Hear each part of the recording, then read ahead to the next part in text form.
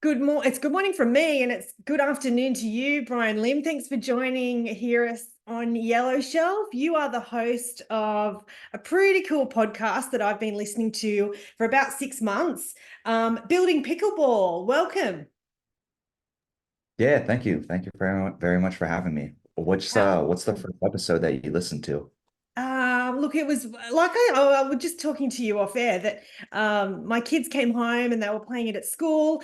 And so I went back to the vault to listen to some episodes, and it was an episode about branding around, um, yeah, pickleball. But look, many of your episodes are about skilling and understanding and the history. So I'm going to hand over to you. Why don't you tell us a bit about your podcast? What do we need to know? Yeah, Building Pickleball started off as interviews with founders in the industry. I just saw that no one was really doing that, and I was obviously curious about that. My dad was an entrepreneur, and I think as I began this journey myself, I actually had a lot of questions. So in a way, I was just kind of being selfish and trying to find answers for myself and trying to gain some confidence in this journey by interviewing some of these founders who are in a new space, new territory with not a whole lot of knowledge and trying to hopefully gain some of the knowledge that they impart on the audience and myself. Yeah. And look, here's a question. Do you play pickleball? Like how did you land at pickleball?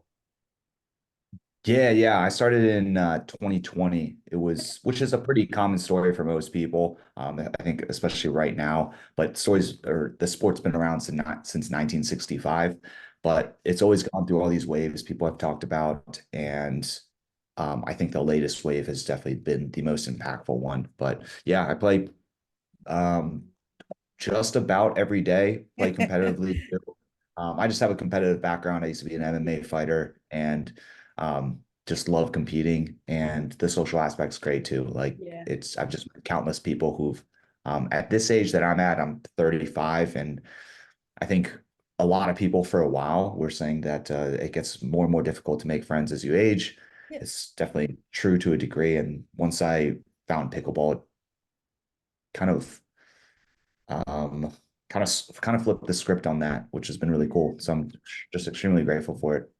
Yeah. And look, from my perspective, and I mentioned to you earlier, the gym I go to, there's pickleball happening there, and there's seniors, and it's like a community. And I acknowledge the wave that you talk about, and surprised to hear it's been around since the 1960s. That's my ignorance. But yeah, it just feels like where I am in the Southern Hemisphere, it's definitely like, wow, parents are saying to me, do you know a pickleball coach? Do you know? So yeah, it's pretty mind-blowing. If you touched on your background, I find your background fascinating. I've been watching you on your YouTube channel and listening to your podcast. You've pretty got a pretty interesting background. Do you want to share that? And obviously then you touched on how it inspired you to start the podcast, but you've done some interesting work. Yeah. I've had anything but a conventional background, and I used to be kind of embarrassed to talk about it because I never really found like the one thing that I was good at. And then I started to hear more about that author, David Epstein, who came out with the book Range and talked about how, in a sense, like specialization is for insects and having like a um, broad background does help, and having many different interests does help too.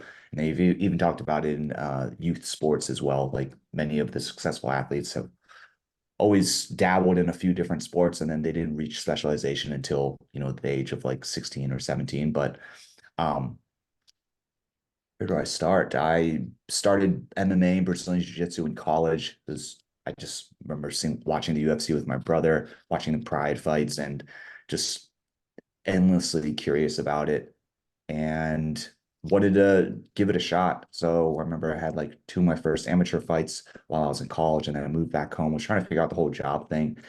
And I mean, since then, I had various jobs. I was like a tech recruiter. I worked in sales. I worked in customer support. And then in the past like 6 years, I was a pastry cook for 11 months, was a UX designer for 3 years, and then was an MMA fighter for 5 years. And most recently, I guess I can call myself an entrepreneur, just a business owner, founder, whatever you want to call it, a content creator. And that happened last January. So January 2023. Yeah, and look, that obviously coincides with your podcast. I can't recommend it highly enough because I was that curious human who wanted to find out more about pickleball, and I stumbled across your podcast. What's the best way, if we're curious, what's the best way to connect with you? I'll put it in our show notes, but how do we get, what's the best way to find you, Brian, and find your podcast? Yeah, the best way to find the podcast is on YouTube. You just go to YouTube and type in Building Pickleball. You'll probably see a lot of podcasts that show up, and there's also like an educational series. There's some product release events that come up too. And then if you want to reach out to me, Instagram is I'm pretty responsive through Instagram. You just send me a DM, or you can, of course, send me an email. If it's a little bit more urgent, you just send it to buildingpickleball@gmail.com. Awesome. Brian, thank you so much for joining us and sharing about your podcast. I'm going to guarantee that at some point in 2024, I'm going to have a game of pickleball just because it just seems like a really cool sport. Yeah, yeah. I mean, I understand you're in Australia, and one of my most popular episodes is the founder of 60. He's based out of Brisbane, Ah, yep. Gold Coast. And yeah, his name's Dale Young. Company's name is 60, and they've had like massive success. They were one of the most popular brands for a while. I mean, for like an underground brand, they're really up there. And yeah, he's a great guy. I actually met him last November when he came into the States, which was really cool to meet him. So yeah, it's funny that you reached out and I was like, oh yeah. Yeah. Look, always love a good Aussie story too, or an Aussie connection. So, Brian, thank you so much for talking to us today. And I'm sure we'll talk again at some point. But yeah, cheers. Yeah, thank you for the opportunity. Thanks.